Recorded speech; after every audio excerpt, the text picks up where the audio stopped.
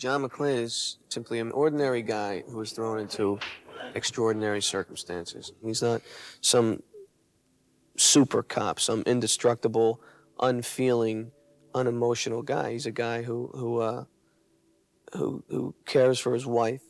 He cares about his own life. He cares about staying alive. This could have very easily become a very heavy, kill everybody, blood and guts, bullets flying everywhere film. But when your life is on the line, you could die at any moment, a very strange sense of humor comes out. And from the research that I did, and talking to the various officers and detectives who helped us on this, they helped me a lot, to find that kind of black humor. She's the leader, sort of the group of hostages through most of the movie. So I think when you have 50 people looking to you, and you're who they're looking to, it kind of, in itself, might force you to become a little stronger and a little less just a bundle of raw nerve tissue. As far as I'm concerned, I'm not playing the villain. I'm just playing somebody who wants certain things in life, has made certain choices, and goes after them. I like the idea of playing bad guy. It's an action movie, which I haven't done before.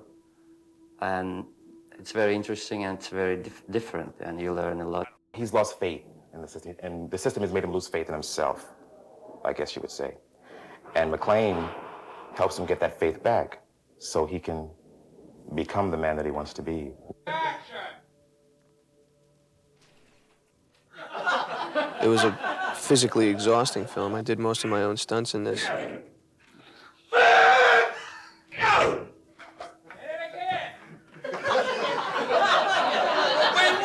I really trained hard for this film and got in good shape. I really wanted to do a lot of my own stunts because I think that always lends a lot of production value to the picture, and it was a lot of fun.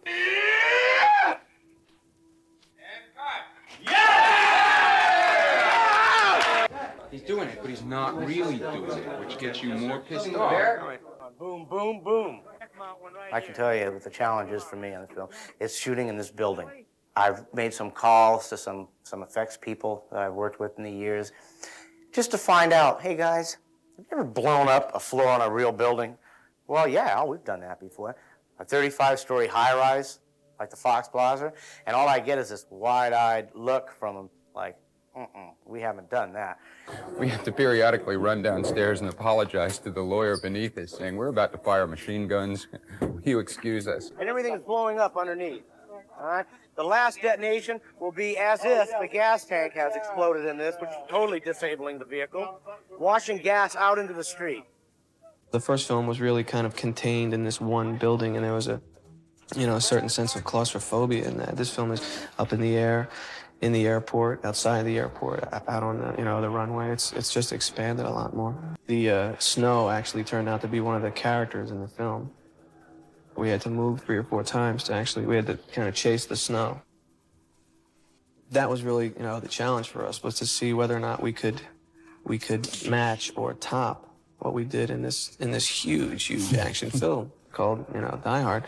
And I think we've surpassed that. It really just goes to your stomach and pulls you into it.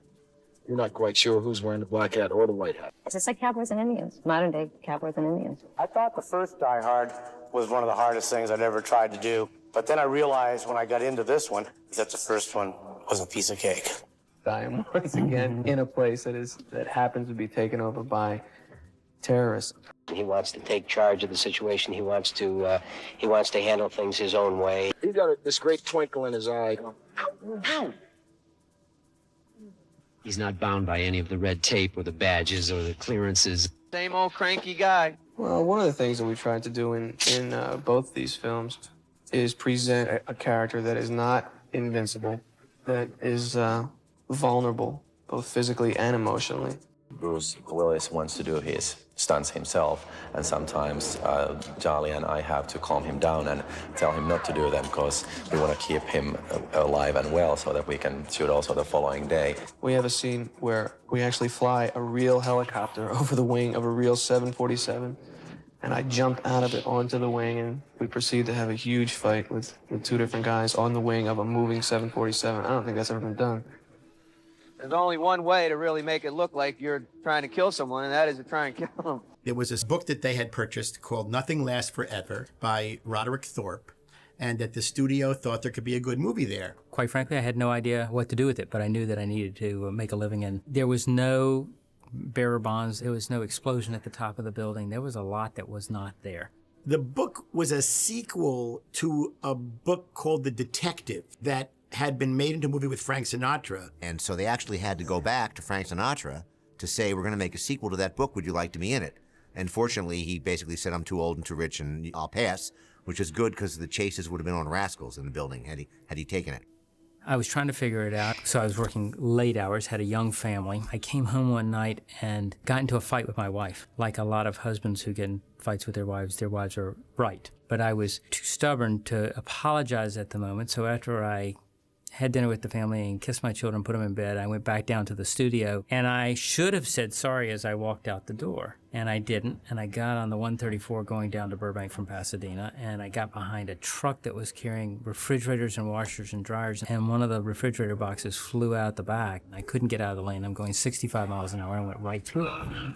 And fortunately, it was the end of the day, and it was empty.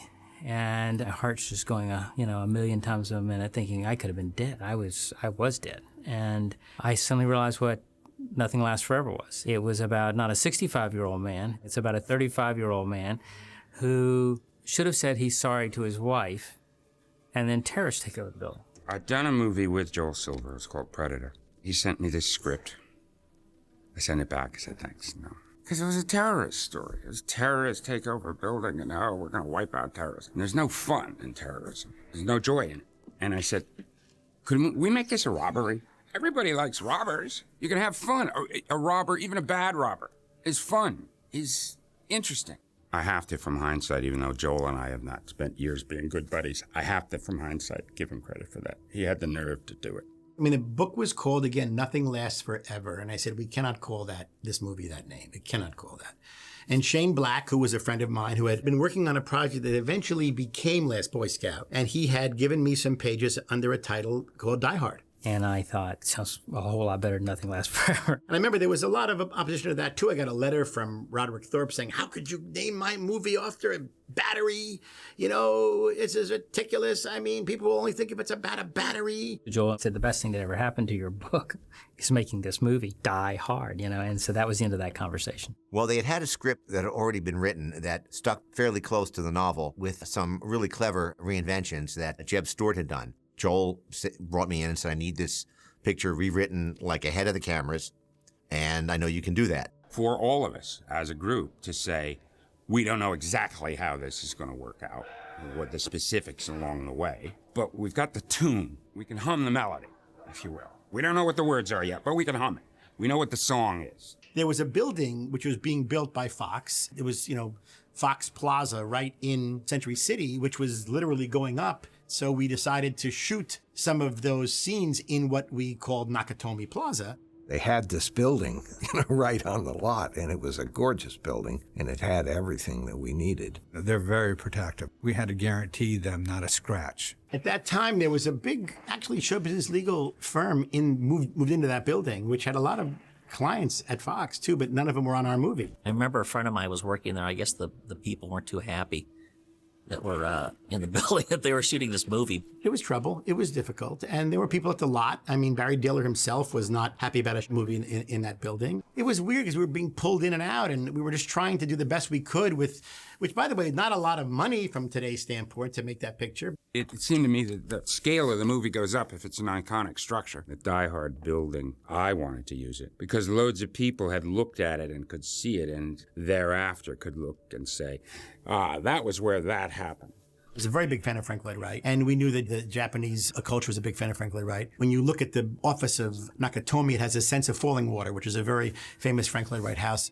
In the atrium, we reproduced Falling Water. Frank Lloyd Wright was nuts about Japan, and Japanese architecture was a huge influence for him as well. Yes, it was something that I was intrigued with, but it worked for our story that a Japanese culture tries to Americanize itself for its American audience. I'd never spend any time in a high-rise building. And I made friends with the construction superintendent, and he said, so you're not familiar with high-speed elevators? And I said, I know nothing. And he said, well, let's take a ride. And we got on top of one of them. I'm thinking, having never been on top of an elevator, I didn't know if it actually went all the way to the top, but he wasn't ducking, and I wasn't about to duck. He kind of did one of these head fakes, and I just flattened out. I was not going to, and of course, you stop with plenty of room. So if I started thinking, if I can put some of this same fear in, and the question then is, how do you bring that visually to a story? Right, good. I wanted the audience to sort of learn like I learned. You had to figure that out. What floors are open? How does the parking area work? How do the gates come down? What about the guy sitting in the front as the guard? How do you get to the roof? How do you get off the roof? All those things are visual storytelling. And but the building really was a character in that movie. I really believe in sequels, and I've made a couple of other sequels. You have to be able to honor the things that were essential to that movie and the characters, and then take it hopefully to another level. I didn't jump into the idea of a sequel right away because, when we were doing this, people frowned on sequels. This is not an era of franchises. I mean, there was Francis the Talking Mule was a franchise movie. It wasn't like, what we know today. I get a call from my agent saying, do you want to talk about writing Die Hard 2? I was like, that's kind of a no-brainer. What we're going to do is we're going to adapt this book, 58 Minutes, as a movie on its own. The original story was about a terrorist takeover of JFK. It was a hard movie to sequelize, I said at that time. I said, look, here's a movie that was a one-off occurrence in this guy's life. How do you continue that? Die Hard 2 was truly about how can the same stuff happen to the same guy twice. And a little bit of tongue-in-cheek because, the second time was actually felt like the biggest stretch because, oh my God, he steps in it again. I wanted to escalate it and make it bigger because I do think that the audience wants more. We tried to walk the fine line of amping up the action, making it a bigger movie without going over the top. It was very seriously our effort not to go over the top, so it's turning into another superhero movie. I felt like taking it from being a contained story in one building, it was important that it was a place. It wasn't like, oh, John McClane goes to Paris and then to Thailand, but it is a place that you can name. Okay, it takes place at an airport. The whole thing took place at Christmas time, again in the snow in Washington, D.C., but we said, should we really make this movie about this incredible snowstorm and it's all about snow and snow and snow? And I said, it's gotta be in the snow. It has to be a different environment from the first movie. And I come from Finland. I know snow. It's no problem. It's gonna be okay. Joel came to me and he says, well, I need a version with fog. I said, are you serious? He says, yeah, I know it won't work, but they're making me do it. And so I spent 2 days rewriting the entire movie that it was the worst. Is it fog storm? Is that the term? Fog bank. It's a complete fool's errand. There's just no way you believe these things work. The fog is this thick that the people are walking, and then the studio read it and they get, you're right, fog doesn't work. Thank you, my fingers are numb. Cameras, don't roll until I tell you, okay? We gotta wait for the snow to get here. Little did we know that it turned out to be the mildest and least snowy winter in, I think, 60 years. Proving that global warming started a lot earlier, and we just chased snow everywhere. We just could not find it cold enough. We kept going further and further north. The scenes had to be snowy. It had to be this like, whoosh, When they ran out of the plastic snowflakes, they went to soap flakes. All you had to do is get the tiniest fragment of soap in your eye. You come out like serious villain and you go, ow, ow, shit, oh shit. Cut. Ah. It was like burn like a mother.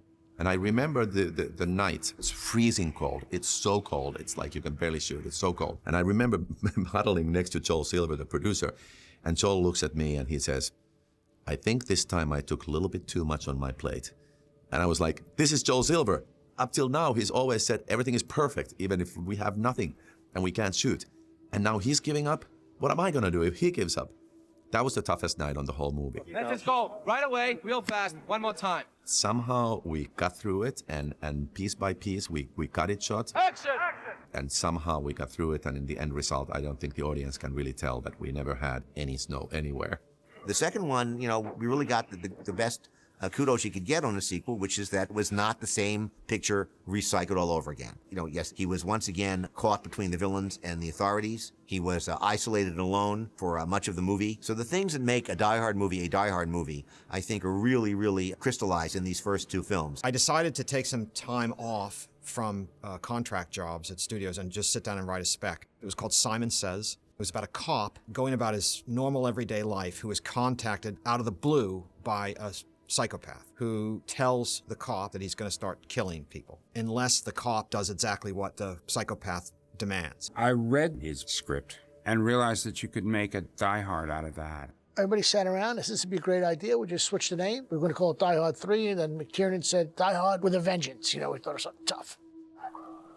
Die Hard has in the past always been in a box. The box was the building. In the first one, the box was an airport. In the second one, the box was New York City. In the third one. It seemed to me that as simply a matter of scale, you can make the unescapable thing as big as a planet or as small as a table. So we'll make it a city. Same thing as a building. 2 FBI agents called me and they said, we just read your script with great interest. And how do you know the specific details that you talk about in your script about the Federal Reserve Bank, about the layout of it, about the nature of the vault, how many security personnel are down there, how much gold bullion's down there? And I said, well, because we were down there and we were taking a tour of the place and they showed it to us. And the FBI agent said, they showed you the vault. And I said, yeah, they took us downstairs into the vault. Jackson DeGovia, the production designer, took a bunch of photographs of it, and I studied it, and then I wrote the specifics of the vault and proximity of it into the script. Suffice it to say, they weren't really pleased about that, and I think they should have shored up their security measures. Action.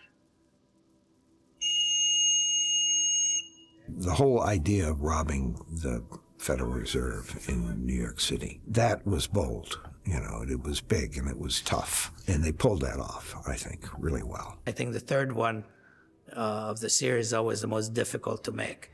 The first one is a success, then the second one automatically wins a little bit because of the success of the first one. It was very interesting for the movie for these 2 people to try and work together and figure out how to get to the bad guys. Because all these movies are about how to get the bad guys. Well, I think originally the notion was that it was going to be Richard Gere, which is a whole different idea. I pushed him hard to do this picture, and he just didn't want to do it. He just didn't want to do it. And then all of a sudden, we were told that Sybil Shepherd got pregnant, and they would have to shut down Moonlighting. If we could convince Bruce to do it, then maybe he might do the movie. Now, that was a controversial decision. He's doing it, but he's not really doing it, which gets you more pissed off. His personality worked very well on television. But he had been through a chain of movies because he was suddenly a big star. He'd been through 2 movies in a row that had failed. They didn't want to let anybody know that this was a Bruce Willis movie. Action! People thought, how can Bruce, but I thought he could do it. I thought that just watching him on Moonlighting, he had that kind of swagger that I thought Mel Gibson had, that I thought Cagney had, that I thought these guys have, where they can, they can tell a joke and then pull a gun and kill you. And so we had to build something that had to do with Bruce, to build a story for him and to figure out what his essence was. He was perfect for the first Die Hard because he was just, he's just an ordinary cop who has an ordinary job, who has ordinary problems with his family. We can relate. All the guys with receding hairlines and who are divorcing their wives can relate to him. With Bruce, you suddenly had someone who looked like a normal guy, who, for a change, looked like he was overmatched. You want your hero to be an underdog, but when Arnold Schwarzenegger's the hero, it's hard for Arnold to look like an underdog. In the movie, when Bruce looks out of the washroom and he sees a dozen heavily armed men come in with assault weapons and like RPGs, he shuts the door and runs upstairs. Bruce is more realistic. He goes, there's 12 guys, I'm gonna call the police. So that was just radical at that time. John McClane was just a cop, and he reacted just as you imagined most of us would. The moment gunfire lit off, he'd been out the front door, or had been sucking whoever was blocking the front door to let me out. I don't have the stuff of heroes, but when you watch Die Hard, you go like, man, I could conceivably have the stuff of heroes. This guy's so normal. People understand, I think they relate to a guy that is bitching about the circumstance that he's in. That really is him. Deep down, under all that crassness and all that bitching and bullshitting and all that, he is the one that is the hero. We are surrounded in this life by very clever people who are screwing us or trying to screw us, and it's wonderful to see somebody who wins out. You were rooting for this underdog so hard, this unstoppable, unbeatable spirit. There are no odds that he won't defeat. It has to do with that spirit. It has to do with that courage. We just fall in love with that guy. Bruce was the right man for the job. The ironic aside coming out of the lift of one side of the mouth and the one eyebrow up. perfect fit. Nobody really was aware of this kind of style of picture making. A movie where you could make a joke and then at the same time have gunshots and explosions and people, maybe not surviving. The humor was because I'd never written an action movie, and I kind of felt like every time I got to a place where I would like, oh, come on. He had to be feeling the same thing. I can't get any worse than this. The type of things that John McClane says to Gruber in the first film are the kind of things that everybody wants to say to their boss. You have to give an audience little moments to step back. Too much blood and gore and seriousness sometimes can be boring or can be a little bit much. And so when you have humor infused within the framework, I think it's sort of like, yeah. What I said was, can I just spend one Christmas Eve and not get shot at? Bruce very much wanted to make sure that the character felt real and not false or cheesy. For me as a director, I felt that it was crucial for the audience to experience, again, that character with the sort of dry, sarcastic wit. That's why people love that character. And I think every guy out there, responded very favorably to John McClane's style of sarcasm. It's a fine line. You can very easily go too far. The stuff has to crackle, and it has to come natural. The idea is that he is not happy in his own skin. So all these things that he does are reactions to it. The essence of his stardom is that sense of humor comes from pain. I came on board the movie, and they said, we want you to meet Bruce, and he's very excited. He's seen other movies you've done. So we started talking, and we realized we grew up like about 30 miles apart in New Jersey. And somehow we started talking about the kids' programs we watched, and suddenly it came up Roy Rogers. So that's how Yippee-Ki-Yay got into the movie, because that's what Roy Rogers said. Somebody in the test screening put down on the card, where's the Yippee-Ki-Yay? In fact, there was a discussion of that very signature line, the Yippee-Ki-Yay, mother. We never shot Bruce saying that. So Bruce came, it was like 3 in the morning, and they created a little fire in front of him. He's laying down. We ended up shooting with a flame bar in the foreground and Bruce laying down in the asphalt. And mind you, we're shooting, and this movie's supposed to be in like 3,000 theaters in about 6 days. It was very exciting. Probably one of the most exciting parts of the whole movie is getting that shot and getting that movie done. I think the key for me is that you have to have a character that was grounded in a human element. He really came back to fix his marriage with his wife. You got that in the first few minutes that you see Bruce and Bonnie Bedelia. Bonnie was Bruce's suggestion, brilliant suggestion. She's a wonderful, God, she's extraordinary. It was crucial to have her there. I feel that for John McClane's character, family and his wife and his children are so crucial. For most heroes, when they show up, James Bond does not have a family. Jason Bourne does not have a family. John McClane does. And like everybody else, he's thinking about his kids. And he's great in that scene where he and Reggie VelJohnson are on the walkie-talkies together. That's what gave the movie its depth. And I remember Bruce fought for that scene in the movie because he thought it rounded out his character. And I think he's right. You'd seen many action movies before. This is the first time our hero was self-conscious. This is the first time our hero was fallible, not the way of like in the third act he gets hit in the shoulder with a bullet and suddenly is just like, oh, you failed me for a second, and then wins anyway. And We really, really worked really hard to keep him looking vulnerable. And the ultimate compliment, somebody would say to Bruce, man, I really thought you were going to die in that movie. Well, we've lost that cutting edge, I'll tell you. He was just this blue-collar schmo, and we all got to say, yeah, and what would you do?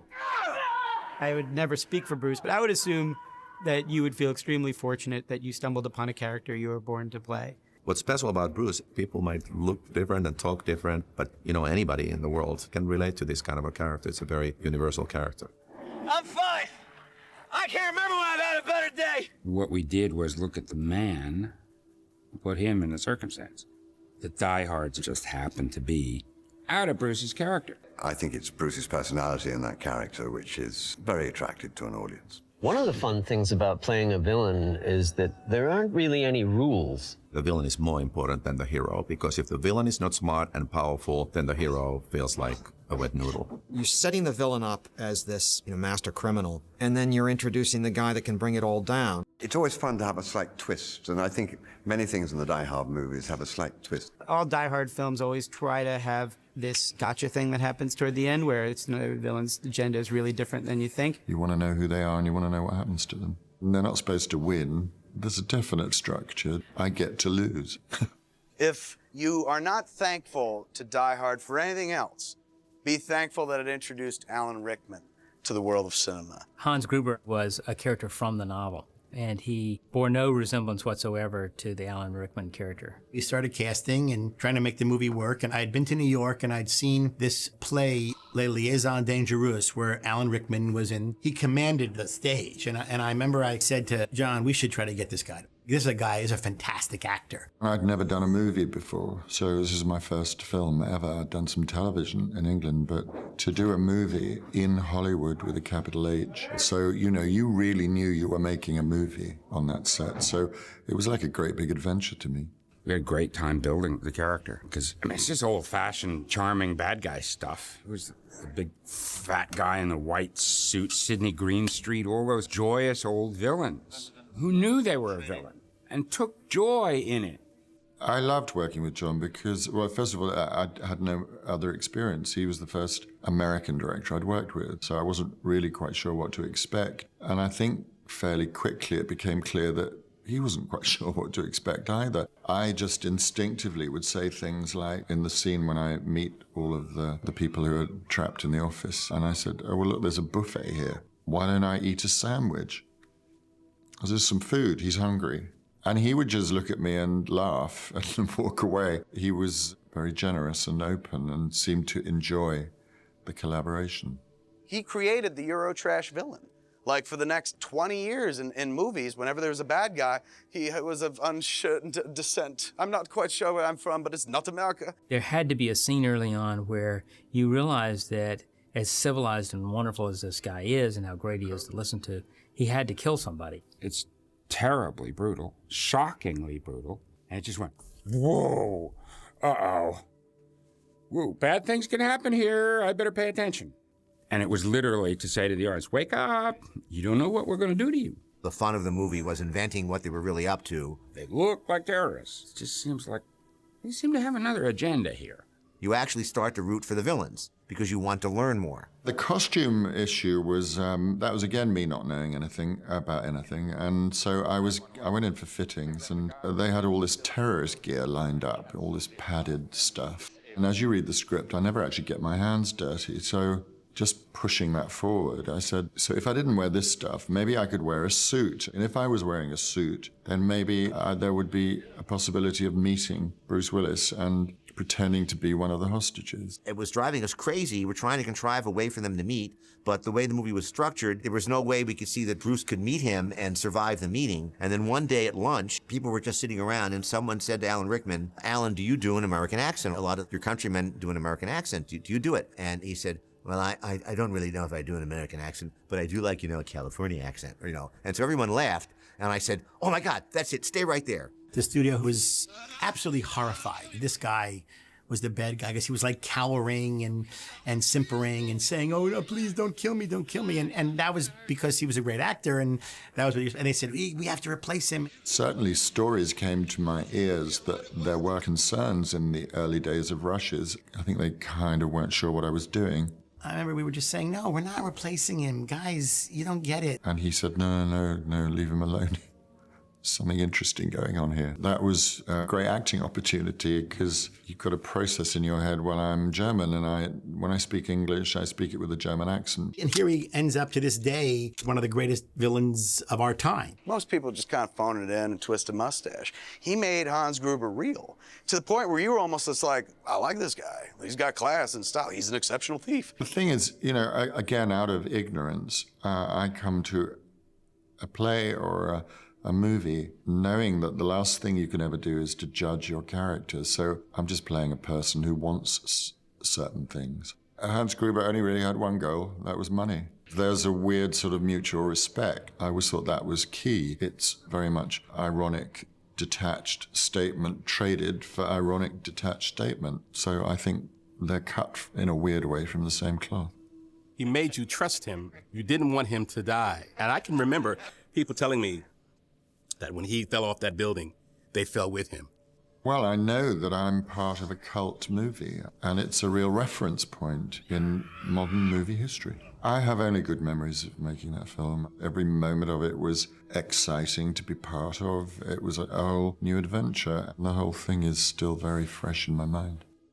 Since Alan Rickman did such a great job in Die Hard 1, my goal was to make sure that we create something that is completely different. That's one of the big expectations people have going into a Die Hard film is this villain's going to be great because the first villain was great. It's almost like if you were making sequels of Silence of the Lambs, but now we're going to have a new serial killer, it's not going to be Hannibal Lecter.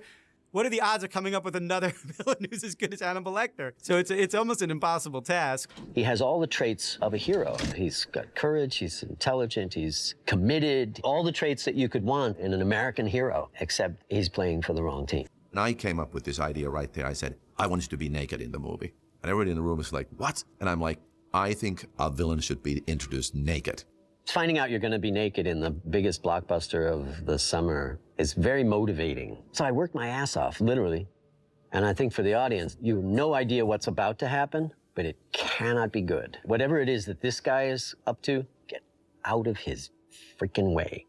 You know, this is not going to end well. We said, they've seen the first movie, so how can we change it up? We said, okay, we'll have domestic terrorists. You know, we've met the enemy, and they're us. So instead of formerly leftist terrorists from overseas, now we have right-wing terrorists from our domestic border. That'll be a big, big mind for the audience, and it certainly was. People were just stunned. The thing about Die Hard 2 is there's a great sense of betrayal. These are Americans who've turned on you. These people should be your heroes. At that time, the whole Noriega thing was going on, and whether he was an ally to the United States or not, and whether we thought he was a patriot, the fact that we'd arrested him. So I thought we had these super patriots who'd want to rescue him. When I crash that plane, it ups the ante. All bets are off. The rules have all changed now. He will literally stop at nothing to achieve what he's set out to get. We're suddenly up in the red zone, and it doesn't come back down until the end of the film. The minute you start to believe that there is such a human who is capable of this stuff, then John McClane is in big trouble. It's like all of a sudden, all the rest of the possibilities in the story come to life. John Amos is a lovely guy. You want to like him. You'd follow him to the gates of hell if he were your commanding officer. He's like perfect for that role. And then he pulls a knife out and cuts that kid's throat.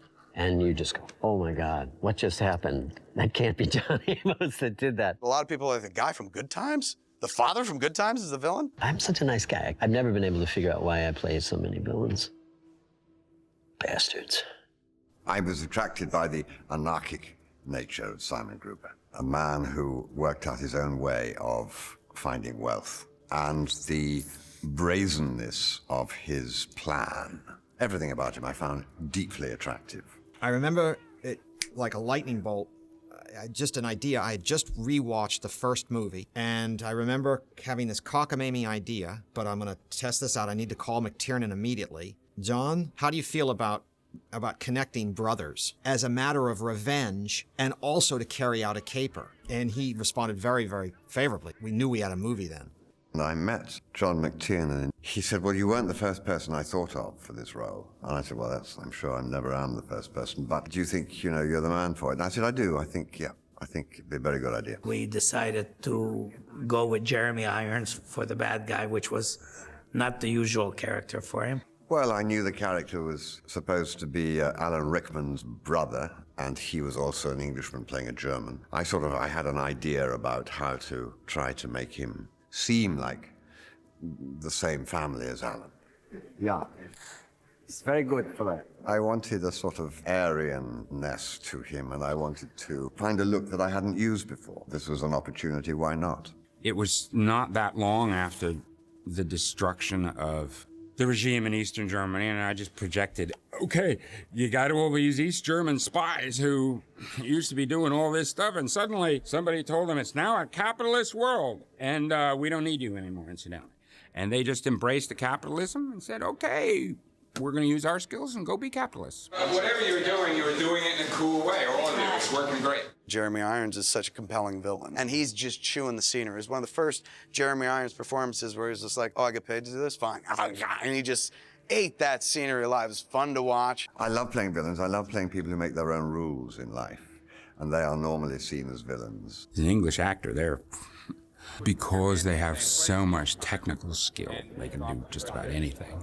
They make a director look good. Now, there is this, I think, myth that English actors are good at doing that. If you look at the great roles in English theatre, for example, it's always the villains who are, I mean, Richard III, bit of a villain. Macbeth, bit of a villain. Coriolanus, bit of a villain in his own way. You know, you go through a lot of Shakespeare, and they are always more interesting to play than the good guys. I was very sad. He had just been with a very pretty girl who was one of his gang. I think, had he got away with it, he would have had a very pleasant future with her.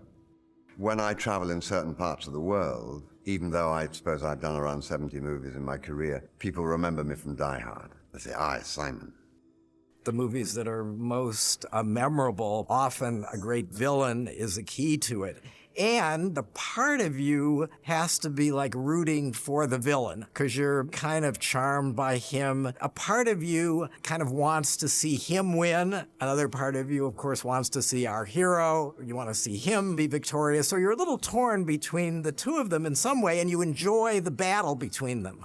Bruce had to work on the daytime on moonlighting, and he was exhausted at night, so Joel said to me, see if you can find more stuff for the other people to do so Bruce could get a break. So one of the reasons that the other characters got to be so rich is I was vamping by trying to pad really the supporting players. The whole movie seemed more real. I just feel like he needed to be somebody who immediately got that the guy inside was a cop. He didn't have the respect of his superiors for whatever reason, so that, when he would deliver information, it wasn't taken seriously. That's so frustrating for an audience because you're seeing what's happening. He's his only voice of reason, his only voice of stability that he has.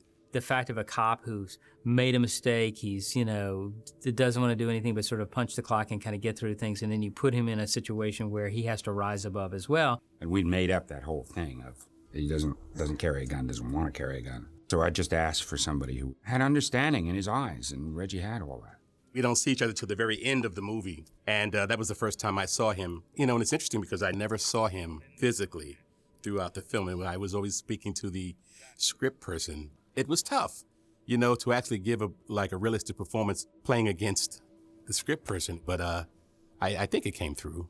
He brought a real humor to that role that was just fantastic. The Twinkie stuff was always in there. I think I was just hooked on Twinkies at the time and probably went that round. it was sort of a twist on donuts or something like that. Al Powell was very crucial for the first movie. When we kept developing it, we agreed that Al Powell should definitely be there eating Twinkies, and we felt the audience would get a great kick out of seeing him. I heard that people cheered when I came on screen. That was kind of nice. My intent when I did the role wasn't trying or attempting to be funny. I was just doing the role, and just putting me in there. I wasn't trying to make people laugh. One of the funniest moments in the movie is with Al Powell is driving his car. He's got an M60 destroying his hood. He's got a dead body on top of it. He flies through frame. All of a sudden, the body gets whipped off, and you realize Argyle's just having a fantastic time downstairs drinking with a stuffed bear. The bear in the back seat, still around somewhere. Mamas and the papas. Argyle, the limo driver, is a fun character to be like the one ally that John McClane has. You don't think that he's going to be able to sort of rise to the occasion at the beginning, but he helps out. John McTiernan just said, punch the gas and just go. People were like, yeah, Argyle, you saved the day. And I'm like, oh, thanks, guys, thanks. Yeah, it was cool. I felt there was an opportunity to do something different than what people had normally seen me do. So we start shooting this stuff, and I'd never talked to John McTiernan, about this. And I was doing all this kind of amped up behavior, and he comes over after rehearsals and says, "What are you doing?"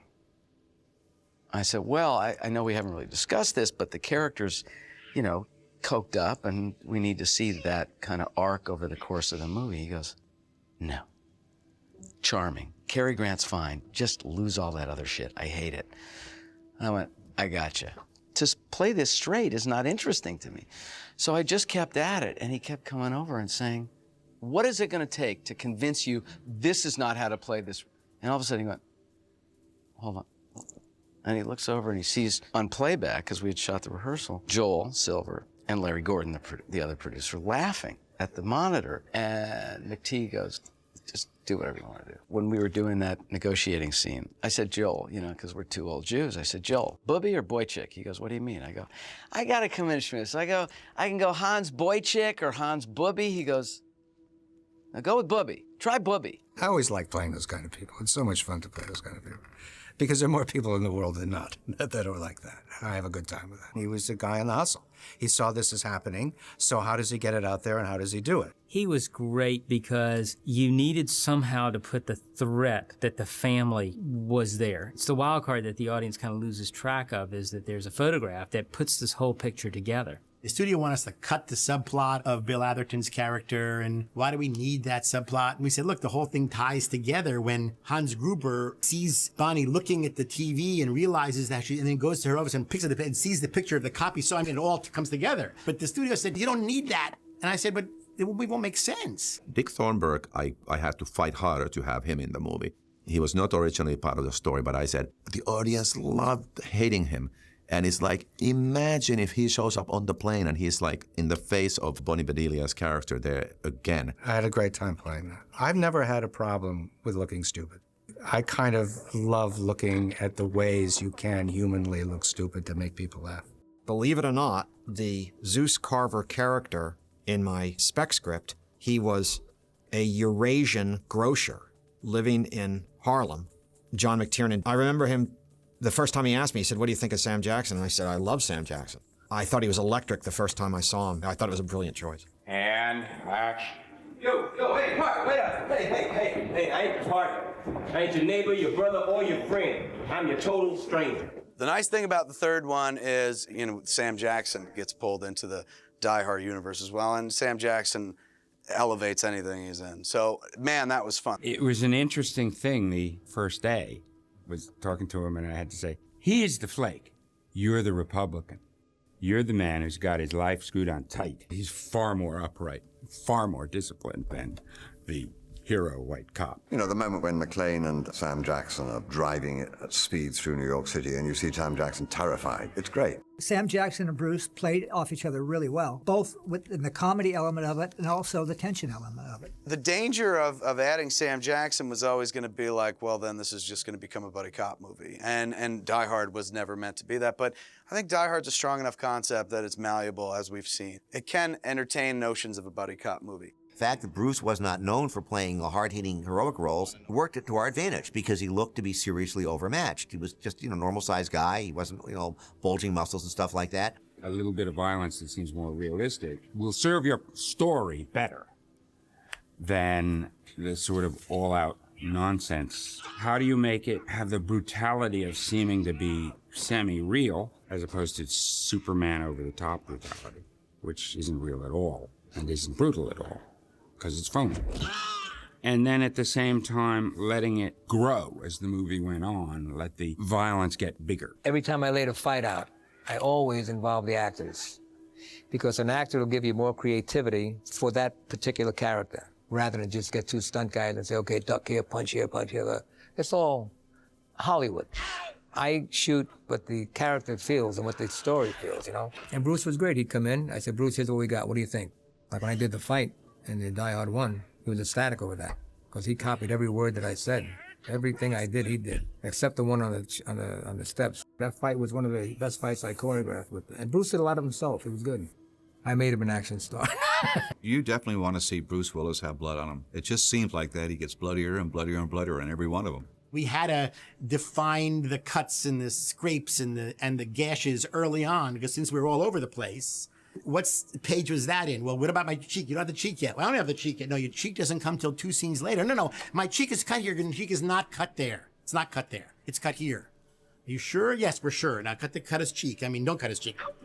He was sufficiently messed up, and it got worse and worse. We had 17 of those T-shirts in various forms of degradation. As he would enter the ventilation system, it would have to get darker and darker. The blood started coming and everything. Just the action itself was not for the audience to look at and not believe it. You got to really buy it. People are always trying to make movies more realistic, finding what's realistic enough, what can we get away with, what is over the top for explosions and things like that. It had to look real. And that was hard to do in the photochemical era. So this was pre-digital. John McTiernan wants big and bold When Bruce puts the TV on the chair and then plastic explosives and throws it down the elevator shaft, that was a forced perspective. So it was actually started this size and it came down to a much smaller size. So we could actually shoot it. We shot an explosion coming up towards us. We had to mat Bruce over that. So we had to shoot him, and then he got out of the way. And the explosion was shot at hundreds of frames a second, so that it looks big. We had one very complicated day when we brought the helicopters down. What we did was figure out how to shoot absolutely the minimum for 4 hours, and that's all they would give us. We had to fly below roof levels of the building in Century City, and for those helicopters to fly and make those tight turns, we could do it once. So you have to set up 28 cameras for all those locations. FAA was right there, and 10 o'clock's our deadline, and we want to do one more shot, and Joel is fighting on an FAA radio with the FAA, and it was all exciting. Can't fly helicopters over the building there. So we basically shot scenes where Bruce would fire, up on the roof would fire, and the helicopter would be back there with Johnson and Johnson with their sniper rifle trying to get a shot at him. And so basically we shot the scene without the helicopters there and as though they were there, and then shot the helicopters separately and then composited that into the scene. Then there was the shot where Bruce is up there and you have him in the foreground, and then there's a focus change, and then the helicopter comes into focus behind him. That's a pretty tricky shot to do. We built the Fox Tower in our parking lot. So there's one shot where the helicopter comes over the edge of the building and explodes. And we built I think it was about 7-foot long helicopter out of a kit. So I run out to the model shop, I buy a helicopter, bring it back. It gets about 2 feet off the ground and crashes and knocks the rotors off of it. We better teach ourselves how to fly this thing, because it's going to have to fly. The guy that was piloting the helicopter was piloting it over the edge of the miniature, and we had one shot at it. So we had only one helicopter, and we had crossed fingers. The helicopter came over, and it hit the edge of the building, and it wasn't going to go over it. Thane Morris was the pyrotechnician, and he shoves it over the edge with a broomstick, and then it blows up. So Joel calls me the next day, and Joel is a very excitable guy. And he says, "Edlin, that shot is totally legitimate. Totally legitimate." The business of the building blowing up, we did that very, very late. And I resisted it right to the very end. But Steve Souza was saying, "Look, you got this big explosive. You can't have, it's the rule about the gun comes on stage in Act 1. It better go off by Act 3. And we had this thing of this giant explosive. You can't, what are you going to do? You got to blow up the explosive, right?" Well, of course he was right. It opened up the movie to this gigantic, big movie now, all of a sudden. Then the other shot that was neat was when Alan Rickman falls 25 feet backwards into a big pillow. Stuntmen won't fall backwards. They want to see where they're going, But McTiernan talked Alan into doing the shot. They said, "Look, this is the shot, and we can, of course, put it on the back of a stuntman's head and have him fall face down." And then they kind of shrugged and looked hopefully at me. And I looked at the script and I thought, no, I'm not going out face down. So I said, "No, I'll do it." And it was a little scary for him because you fall away and you cannot see where you're going. Even though there's a gigantic airbag below, it's still scary. In order to fall backwards, I had to bring the gun up into the frame and then absolutely remember to spread eagle my arms and legs, because if I didn't, your body will turn and you're in danger of landing on your head. Which is probably why we shot that as my very last scene. I said, "Look, I'm going to let you go on 3, 2, 1, go." So I told my guy that was releasing him, let him go on 1. So I got up there, I said, 3, 2, 1, and he went, and he got that expression on his face. No acting was required for that shot. And John shot it about 3 times, but I think he used that one because that was the best thing he got out of it. My son doubled him in the actual descend to fall, which was like 50, 60 stories up on the descender. There was actually one shot that was the kind of killer, which was the end shot where the camera's on a boom. What we had to do is we had to make a matched move on a miniature to match the real building tilting down. The problem was that because Joel had kind of taken over the Fox Tower, the people in the building were getting real uptight about it. We asked everybody to turn the lights off, but a lot of the people said, "Screw you." And they left the lights on, which made the shot much more difficult because we had to put those lights in the windows in the miniature, and then they had to line up. It was not easy. It was hard to make this all happen in the time we had, but we were happy with what we were getting, and we thought we had something special. I knew that we were going to have a fun movie and a movie with some unusual action. And a prime example is the sequence we did with the military plane where he ends up taking the ejection seat out of there. And we were really wrestling with this sequence where we wanted him to get trapped in this plane and he's surrounded by the bad guys, but somehow he has to get out of there. And there were a million suggestions like, he goes out the back door and runs really fast.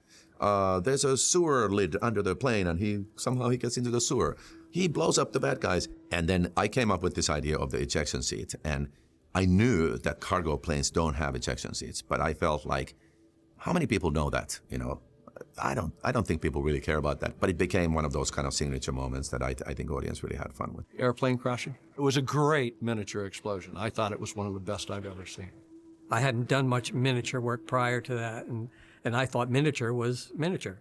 When I saw it, the miniature was 30, 40 feet long, so it was pretty exciting seeing that whole thing they did. The last shot of the movie is a giant matte painting, which means that we painted the airport and different airplanes there, and then created pockets of action, just groups of people that we shot from certain angles and placed them into this matte painting optically, because the digital world wasn't invented. And so it's done exactly how movies were done in the 30s. And in this very sort of old-fashioned way, we were able to sort of create this very big end shot, which of course in today's world would be done completely differently. Very often it was a case of pay attention to what you see. We had this terrible problem of having a long tunnel underground. I think the most difficult part of the film was maybe shooting the tunnel, where we couldn't figure out how do you build a set that's 1.5 miles long, and how do you get the water to do what we're supposed to do. And we flew all over the place. We went practically halfway to the North Pole to see this enormous tunnel that was part of Hydro-Quebec. And then I happened to sit and think, well, what do I see if I'm in a tunnel? I see where the lights are. I see 4 or 5 feet from the lights. Otherwise, I don't see a damn thing. We had huge tubes, and we decided to shoot it all at night. So we'd have a tube, and then there'd be nothing with just blackness, and then another tube, and another, and that's how we got hundreds and hundreds of yards. It was just a series of small tubes. It was really clever. Every 20 yards or so, there was a piece of tunnel, and with the light, we made it look like a long tunnel. And then the special effects with the water was just inserted. Probably the most challenging thing that we had to do is the dump truck with the water pushing it through and everything like that, and figuring out how to photograph that and composite all together with the shots that we'd done. For us, Die Hard was a classic marriage of old-time miniature waterwork with new digital compositing, particle systems, and things like that. We shot the piece with Bruce actually in a tube with water forcing him up. It was interesting, because the number of pumps and hoses they had running to make the effect work on it. And I've always tried to do effects that people don't see effects there. There is a probability that somebody might actually be able to do that. And that makes it have the ability to be much more real. I thought the visual scope of the movie was just off the charts. I thought Menzies' photography was just brilliant. The shot, I'm sure he would say the same, that was the most difficult. That sandwich board beginning, where the cop is forced to wear this sandwich board in Harlem with this appalling racial epithet. It's meant to be appalling. That's the whole point of it. That was specifically set in Harlem. Of course, we didn't want him to wear anything that would offend the community where we were shooting, so he wore boards that had cross marks on them, and we put the lettering on in post. That showed where we had come at that point in terms of tracking technology, because it's flawless. You don't even notice it. When you go back and you watch the first film, it's such a classic in the way that you can't get enough of it, and you just want to watch that film over and over again. You want to see more films with this character. The first Die Hard made action movies smarter. Before that, they were sort of, not all of them, but they were kind of mindless. Serious intellectual filmmakers love this film because it is perfectly constructed. My estimation of Die Hard is way up there in world cinema history, the first film. I really do think that it's one of the best movies ever made. As a sort of a hard-boiled, tough, visceral action-adventure film, it simply is the gold standard. You can't get better than that. Anybody that says that they know are full of shit, because you don't know. You hope. But that one, we're going through it, and piece by piece, we did the best we could, and everybody was on their game. This was a peak experience in all our careers. It was just one of those magical compilations of aspects that all clicked. Die Hard was one of those films that comes along once in a lifetime. It was written in desperation by a writer who needed to make a hit. Bruce needed to come out of the television world, and this is not necessarily what people want to hear sometimes, but the right mix of motivation makes a movie very, very successful because people want it to work. Once in a while, you have those groups that come together, and it really works, you know, and other times it doesn't. But in this case, it definitely worked. It's gonna end up right here, Yanni. In an age where lots of movies are kind of constructs, you've got to get a bit of this and a bit of that, and then we get a rewrite of this, and then we market it this way, and then we predict it in the computer that way. I don't think any of that was true with Die Hard. I think people just honestly were having their craft tested. That's an honorable thing to do in a movie. I think that, you know, the planets aligned for this movie. So much of the success was how McTiernan kind of orchestrated all this. Okay, take him up. There was a sense for most of us that had wanted to make other, perhaps more sophisticated movies in one way or another, but we weren't going to sneer at these movies. We were going to really do the best job we could and make them good movies. I just assume every family watches Die Hard every Christmas Eve. It's a usual thing in my house. When we want a Christmas movie, the best movie in the world isn't, you know, a regular Christmas movie, it's Die Hard for us. Die Hard worked really well. People really enjoyed it and loved it, so it had a kind of cachet. So as long as you're going to make a movie that takes place in a confined space, they Die Hard in a blank, you know, they say that. It's Die Hard in a, and that's become a joke in Hollywood. Die Hard on a boat. Die Hard in an aquarium. Die Hard's in space. Die Hard on a train. Die Hard on an island. There's Die Hard in a plane in the air. Die Hard on Air Force One. Die Hard in the White House. They're making Die Hard in the White House now. 6 years ago, I get a call from a producer that says, you should do what you write. And I've got the script, it's right up your alley. It's a big action movie, fix the script and you can direct it. I say, okay, what is it? He said, it's Die Hard in a building. Did it change the history of American action films? You bet it did. Action! I just try to make a movie that I'd like to go see. You just take the toolkit you have and the circumstance you have and do the best you can. Action!